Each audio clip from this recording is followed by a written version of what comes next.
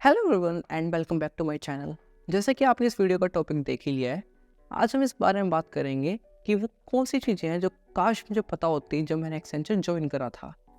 हो सकता है उन चीज़ों की वजह से मैं एक्सेंचर ज्वाइन ना करता और उसके साथ जो मुझे ऑफर मिले थे मैं उन पर ध्यान देता।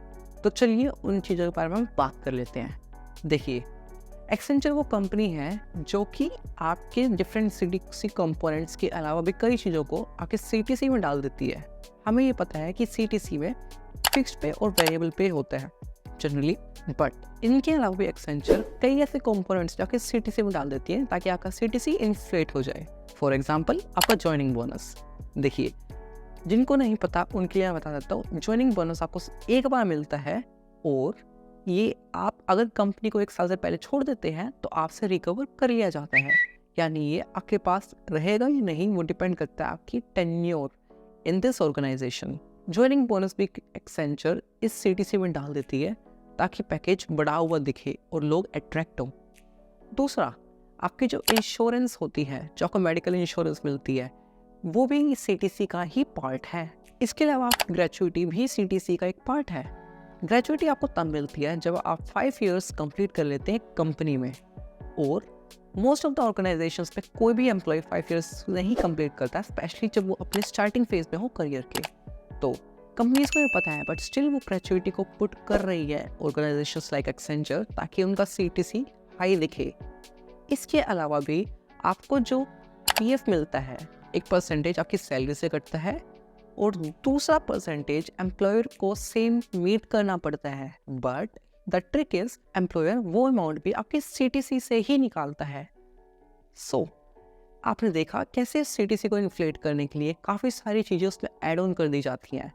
अब क्या एक बेटर अप्रोच होगी अगर आपको सीटीसी कंपेयर करनी है कि दो ऑफर्स के? देखिए, अगर आप मुझसे पूछेंगे तो मैं ये कहूँगा आप हमेशा फिक्स्ड पे की तरफ ज़्यादा ध्यान दीजिए।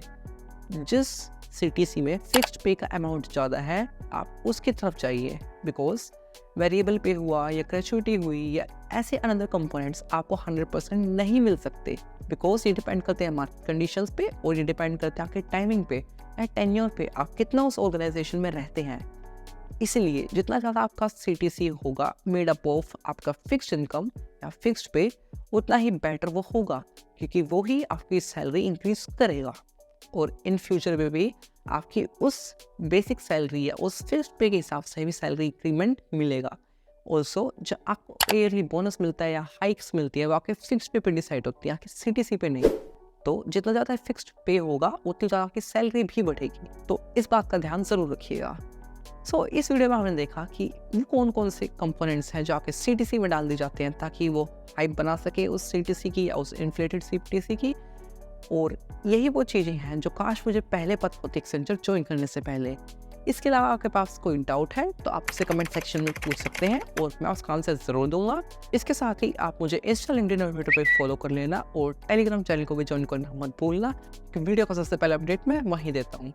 इस वीडियो में इतना ही और मैं आपसे मिलता हूँ अगली वीडियो में।